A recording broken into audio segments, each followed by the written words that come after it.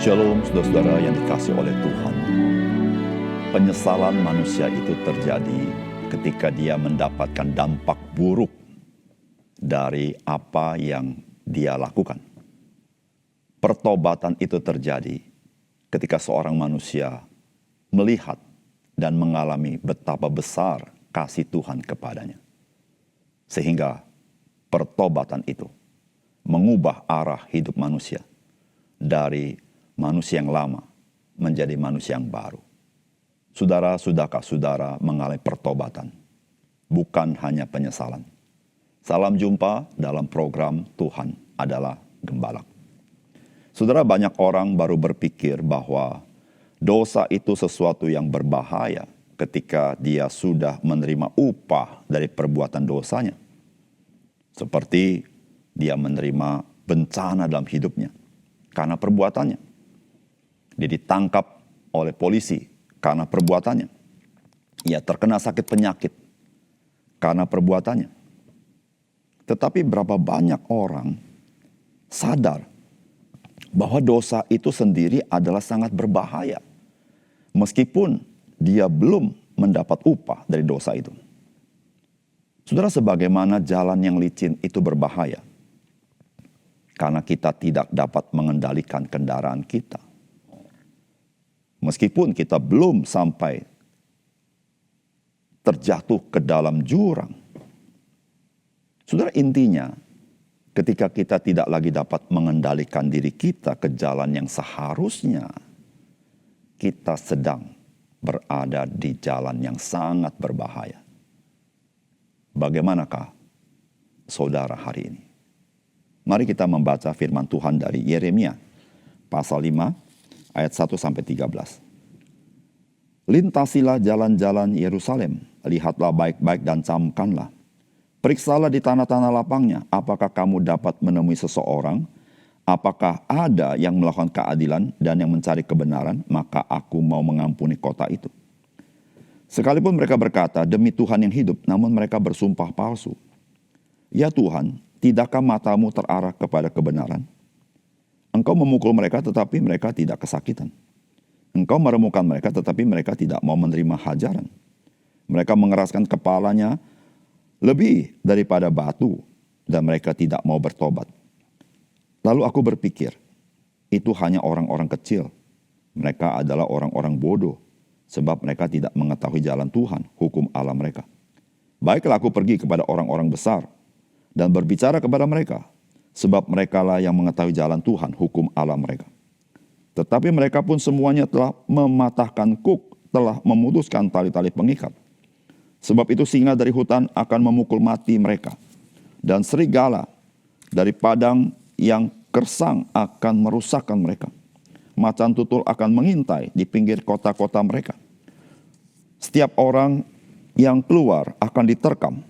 Sebab pelanggaran mereka amat banyak dan kesesatannya besar sekali.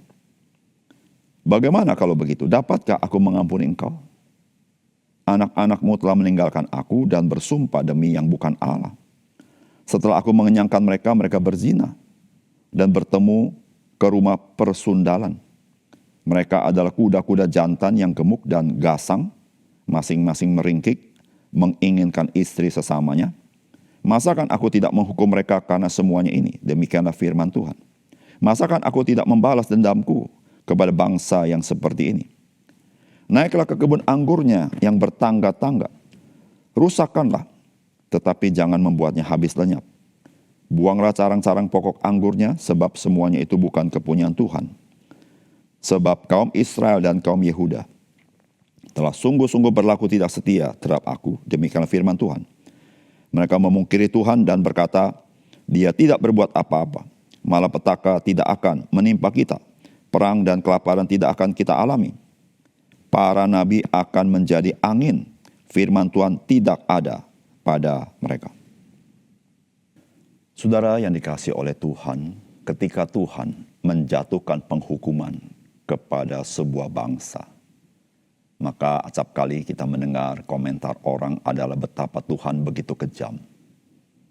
Dan saudara, di dalam perjanjian lama, banyak kali Tuhan menghukum bangsa-bangsa yang hidupnya membawa murka Allah bagi mereka. Pada bagian ini, Tuhan bertanya, apakah ada seorang yang benar di dalam bangsa ini? Saudara, tidak ada seorang pun. Termasuk yang mengatakan bahwa ia seorang yang terlihat saleh. Ternyata di hadapan Tuhan, dia pun tidak benar. Saudara, apakah pesan firman Tuhan bagi kita? Yang pertama, semua manusia telah berdosa. Yaitu manusia berdosa menyatakan kesejatian dosa-dosanya. Dan ketika manusia menyatakan kesalehannya, dia lakukan dalam kepalsuan. Saudara, firman Tuhan berkata begini, lintasilah jalan-jalan Yerusalem, lihatlah baik-baik dan camkanlah. Periksalah di tanah-tanah lapangnya, apakah kamu dapat menemui seseorang, apakah ada yang melakukan keadilan dan yang mencari kebenaran. Maka aku mau mengampuni kota itu. Sekalipun mereka berkata, demi Tuhan yang hidup, namun mereka bersumpah palsu. Saudara, kita harus akui mata kita dan apa yang kita lihat dapat menipu kita, bukan? Tetapi siapa yang bisa menipu mata Tuhan? Saudara, mata Tuhan itu menembus sampai ke dalam sanubari seseorang. Saudara, itulah yang kita dapati dalam firman Tuhan yang kita baca. Saudara, Tuhan menantang umat Tuhan. Apakah ada yang hidup benar? Mereka semua telah tidak setia. Namun ada di antara mereka yang seringkali menyebut-nyebut nama Tuhan. Seringkali bersumpah demi nama Tuhan. Yang seringkali kita sebut sebagai orang-orang saleh. Saudara, bagaimana di hadapan Tuhan? Saudara, Tuhan berkata, namun mereka bersumpah palsu. Saudara, bukankah hal ini sangat mengerikan, bukan? Bukankah hal ini sangat mengenaskan, bukan? Kalau orang yang kita lihat jahat, dan memang dia jahat. Tapi bagaimana dengan orang-orang yang meletakkan diri sebagai orang-orang saleh? Orang-orang sering menyebut nama Tuhan atau nama Allah. Kalau orang-orang seperti ini ada di dalam kepalsuan. Saudara, dari Roma pasal 3 ayat 11. Firman Tuhan berkata begini, tidak ada seorang pun yang berakal budi. Tidak ada seorang pun yang mencari Allah. Saudara, itu perkataan Allah kepada kita. Bagaimana dengan orang-orang yang berkata, mereka mencari Allah? Saudara yang kasih dalam Tuhan, bukan tergantung kepada seseorang yang mengatakan dia mencari Allah, tetapi bergantung kepada Allah apakah dia dicari oleh orang tersebut. Saudara, Tuhan Yesus berkata di dalam Yohanes pasal 5 ayat 39 sampai 40. Tuhan berkata begini, kamu menyelidiki kitab-kitab suci sebab kamu menyangka bahwa olehnya kamu mempunyai hidup yang kekal. Tetapi walaupun kitab-kitab suci itu memberi kesaksian tentang aku, namun kamu tidak mau datang kepadaku untuk memperoleh hidup itu. Saudara, apa yang Tuhan katakan ini adalah kepada orang-orang yang saleh. Pemimpin agama, orang Yahudi. Saudara, mereka inilah yang bisa membaca Taurat Tuhan. Kalau rakyat biasa, mereka belum bisa membaca. Dan saudara, mereka adalah yang bertekun. Bangga dengan Taurat yang mereka pegang. Dan bangga dengan kesalehan mereka. Mereka mengakui diri mereka adalah orang-orang yang percaya kepada Tuhan. Bahkan saudara, mereka siap menghakimi orang-orang yang menurut mereka tidak sesuai dengan standar kebenaran Taurat. Meskipun saudara, standar itu seringkali mereka buat sendiri. Saudara yang kasih dalam Tuhan. Tetapi Tuhan berkata apa? Seluruh Taurat Tuhan berbicara tentang Mesias yang akan datang. Tuhan yang akan datang itu. Anak manusia yang akan datang itu. Tetapi ketika anak manusia itu datang, ketika Mesias itu datang, ketika Kristus itu datang, ketika penebus itu datang, ketika Tuhan itu datang, saudara, mereka tidak percaya kepadanya. Saudara, inilah yang kita dapatkan dari apa yang kita baca dari firman Tuhan hari ini. Mereka yang bersumpah demi Allah, demi Tuhan. Dan sumpah mereka itu adalah palsu. Saudara yang dikasihi oleh Tuhan. Ketika manusia berdosa, hidup dalam dosa, mereka menyatakan kesejatian daripada dosa-dosa itu. Tetapi ketika manusia menyatakan kesalehannya begitu saleh, saudara, dia tidak bisa lari. Dia adalah orang berdosa. Dia berada di bawah kuasa dosa. Maka kesalehannya dia lakukan dalam kepalsuan. Dia tidak mencari Allah. Karena ketika Allah mencari dia, dia menolaknya. Ketika Allah menyatakan diri kepada dia, dia menolaknya. Karena dia meyakini akan keyakinannya, dia sudah mendapatkan Allah itu. Tapi Allah berkata, tidak ada seorang pun yang mencari aku. Oleh karena itu, saudara, mengapa Allah mengutus Yesus Kristus untuk mencari manusia? Karena tidak seorang manusia yang mencari Allah. Saudara, jika tidak ada seorang manusia mencari Allah, tidak ada yang bisa diselamatkan. Oleh karena itu, saudara, keselamatan itu hanya di dalam Yesus. Ketika Allah mencari manusia untuk diselamatkan.